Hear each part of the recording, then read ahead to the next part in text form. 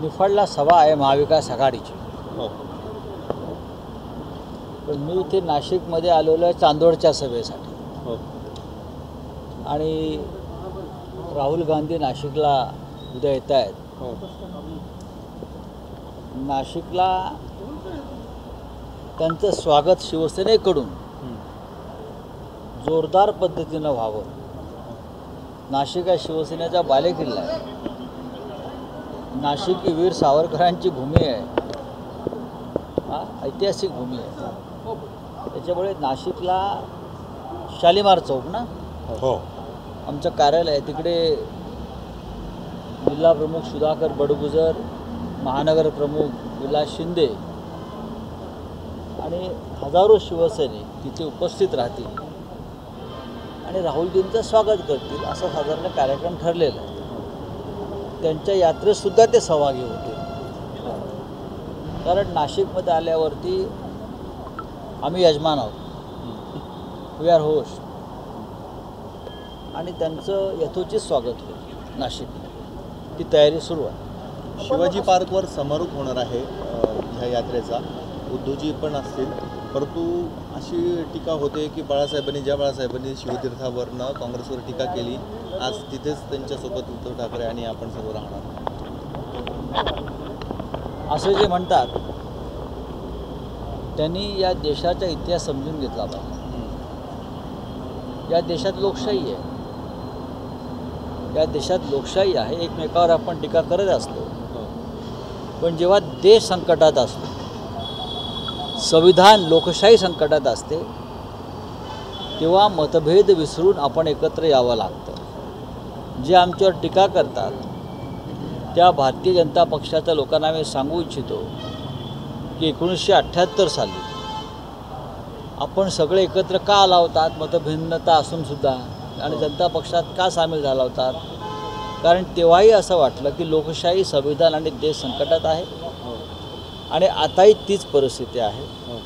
त्याच्यामुळे माननीय उद्धव ठाकरेजी, शिवसेना पक्षप्रमुख, हे 17 तारखेच्या शिवाजी पार्कवरच्या मेळाव्याला उपस्थित राहतील आणि त्या मेळाव्याची परवानगी सरकारने दिलेली आहे. महाविकास आघाडी म्हणून ती सभा आहे. त्याच्यामुळे कोणाच्या पोटात दुखण्याचं कारण नाही. राऊतसाहेब प्रवीण दरेकर म्हणतात की बैल गेला आणि झोपा केला. 5 वर्ष उद्धव ठाकरे मुख्यमंत्री होते. 17 तारखेच्या सभेमध्ये सावरकरांबद्दल जर गैरउद्गार काढले तर त्यांना बघून घेऊ अशी मनसेनं भूमिका घेतली आहे. काय त्यांच्याकडे लक्ष देतं? राहुल गांधी सावरकरांच्या भूमीत येत आहेत उद्या आणि त्यांचं स्वागत होत आहे. खरं म्हणजे मनसेनं, किंवा तुम्ही ज्या पक्षाचं नाव घेतलं, मुंबईवर जे संकट येत आहे गुजरात लॉबीकडून, त्यांना बघून घेण्याची भाषा बोललं पाहिजे. मुंबई गिळली जाते, मराठी माणसावरती रोज अन्याय होतो आहे, शिवसेना लढते आहे, तो विषय गंभीर आहे. आणि कसले फालतू विषय काढत बसला. वीर सावरकर हे आमचा पंचप्राण आहेत आणि ते राहतील. मुंबई महापालिकेचे टेंडर गुजराती भाषेतून निघाल्याचे फोटो व्हायरल होत आहेत ना. ज्यांना मगाशी राहुल गांधी काय बोलतील याची चिंता होती, त्यांनी मुंबई महानगरपालिकेचे टेंडर अचानक गुजराती भाषेत का निघू लागले त्याच्यावर चिंता व्यक्त केली पाहिजे, जे आम्ही करतो आहोत. त्याच्यावर आम्ही आंदोलन करणार आहोत, नक्कीच आम्ही करू. तर उद्धव साहेबांनी काही दिवसापूर्वी सभेमधनं नितीन गडकरी यांनी महाविकास आघाडीमधनं यावं, त्यांना उमेदवारी दिली जाईल अशा स्वरूपाचं वक्तव्य केलेलं होतं. गडकरी साहेबांनी एका वृत्तसंस्थेला प्रतिक्रिया दिली की हे वक्तव्य बालिश आणि हास्यास्पद आहे. ठीक आहे, आम्ही आमच्या भावना व्यक्त केल्या.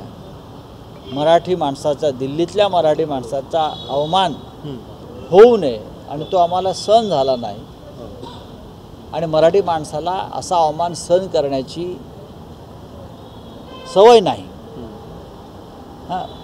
त्याच्यामुळे वक्तव्य आम्ही केलं. त्यात चुकीचं काय, यात बालिशपणा काय? खरं म्हणजे तुम्ही अपमान सहन करताय वारंवार,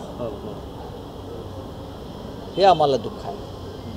साहेब, राहुल गांधी सावरकरांच्या भूमीत येत आहेत, आपण आता असं म्हणाला, स्मारकाला वगैरे भेट देण्यासाठी आपण आम्ही बघा, त्यांचा हा काँग्रेस पक्षाचा कार्यक्रम आहे, तो त्यांनी ठरवला.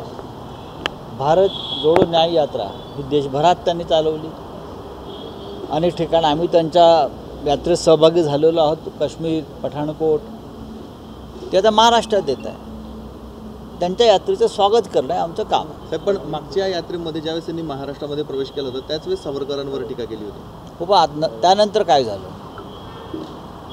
सावरकर हा विषय आमच्यासाठी अत्यंत महत्त्वाचा आहे, काँग्रेससाठी सुद्धा आहे. आणि मला असं वाटतं की त्या विषयावरती राहुल गांधींनी नंतर आपलं मत व्यक्त केलेलं नाही. साहेब, भाजप अनेक विद्यमान खासदारांचं तिकीट कापण्याची चर्चा आहे. अनेक विद्यमान खासदारांचं तिकीट कापलं जाणार आहे भाजपकडून, स्वतंत्र वापरलं जातं. भाजपने परवा हरियाणाच्या मुख्यमंत्र्यांचं तिकीट कापलं. ही भीती आहे निवडून न येण्याची. भाजपमधले किमान 250 खासदार असे आहेत या क्षण ते परत निवडून येणार नाही. 400 पारचा जो नारा आहे तो कदाचित 200 पारपर्यंत थांबू शकेल अशी चित्र आहे. त्याच्यामुळे एका जागेसाठी भारतीय जनता पक्ष रोज रात्रीचे 12 तास वाया घालवत आहे. रोज 12 तास रात्री एका जागेवर चर्चा करतात. अशोक चव्हाण यांना फक्त नांदेडच्या एका जागेसाठी राज्यसभा दिली.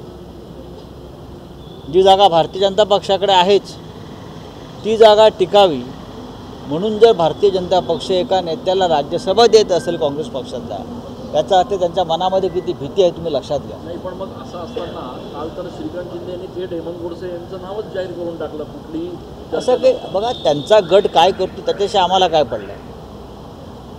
आमची लढाई भारतीय जनता पक्षाबरोबर आहे. हे गट तट वगैरे कोण लढत आहे त्याच्याकडे लक्ष द्यायची गरज नाही. नाशिकमध्ये शिवसेनेचा खासदार जिंकेल आणि मोठ्या फरकानं मताधिक्यानं जिंकेल याची आम्हाला खात्री आहे. पण सक्षम उमेदवार नाही आपल्याकडे. काय असतं ते सक्षम उमेदवार म्हणजे काय असतं? निवडून येण्याची क्षमता. मागच्या 2 वेळा जे जिंकले ते काय सक्षम होते का? निवडून आलेत ना साहेब ते. शिवसेना आहे निवडून येणार. पक्ष सक्षम आहे, व्यक्ती सक्षम नसते. पण आपल्याकडे नरेंद्र मोदी प्रधानमंत्री झाले तेव्हा ते सक्षम होते का? अमित शहा दिल्लीत आले तेव्हा त्यांना काय अनुभव होता? राज्यमंत्री होते गुजरातमध्ये. पक्ष महत्त्वाचा आहे. नाही, पण मग विजय करंजकर हे संभाव्य उमेदवार असेल अशी चर्चा होती. कोणतंही नाव जाहीर केलं नाही. हो, पक्ष काम करतो उमेदवारासाठी. पण ते उमेदवार म्हणून फिरताय ना. फिरू द्या ना. 10 उमेदवार फिरत आहेत इकडे, माहिती आहे का तुम्हाला? आम्हाला एकच फायदा. या क्षणी नाशिकमध्ये किंवा अनेक भागात किमान 3 ते 4 उमेदवार हे फिरत आहेत. योग्य वेळी त्यांचं नाव आम्ही जाहीर करू. महाविकास आघाडीकडून लढणार अशी चर्चा आहे. कोण? शांतिगिरी महाराज. मला माहीत. सर, ठाकरे गटाचे आणखी 2 आमदार हे मुख्यमंत्र्यांच्या संपर्कामध्ये आहेत. ते शिंदे गटामध्ये प्रवेश करतील अशी चर्चा. चर्चा नाही असं कोण सांगत आहे? चर्चा नाही, कोण सांगत आहे? रवींद्र वायकर हे गेले. ते का गेले सगळ्यांना माहिती आहे. कालपर्यंत त्यांना तुरुंगात टाकण्याची भाषा तो मुलुंडचा नागडा पोपटलाल करत होता. गेलेच तुरुंगात, आता गेलेच. पण ते आज भाजप कुठे शिंदे गटात गेले म्हणजे भाजपमध्येच गेले. तेव्हापासून त्याचं तोंड बंद आहे. अजून जे 2 जाणार असतील 2 कशाला? त्यांनी सांगायला पाहिजे. जे आहेत उरलेले उद्धव ठाकरे यांच्यासह संजय राऊतांसह हे सगळेच येणार आहेत म्हणून सांगावं त्यांनी. तेवढंच बाकी राहिले.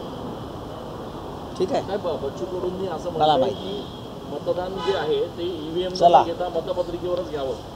तर त्यात नवीन काय आहे? तुमच्या भूमिकेची सहमत आहेत ते.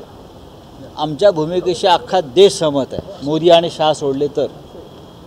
कधी काळी भारतीय जनता पक्षसुद्धा याच भूमिकेशी सहमत होता. निवडणुका बॅलेट पेपरवर घ्याव्यात म्हणून सुप्रीम कोर्टात जाणारा भारतीय जनता पक्ष होता. आज त्यांनी पलटी मारली असेल.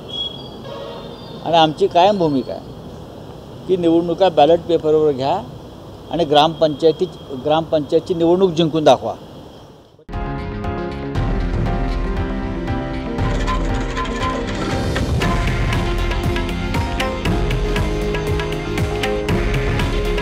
हे आहे देशातील नंबर 1 न्यूज नेटवर्क आणि आपण पाहत आहात TV9 मराठी.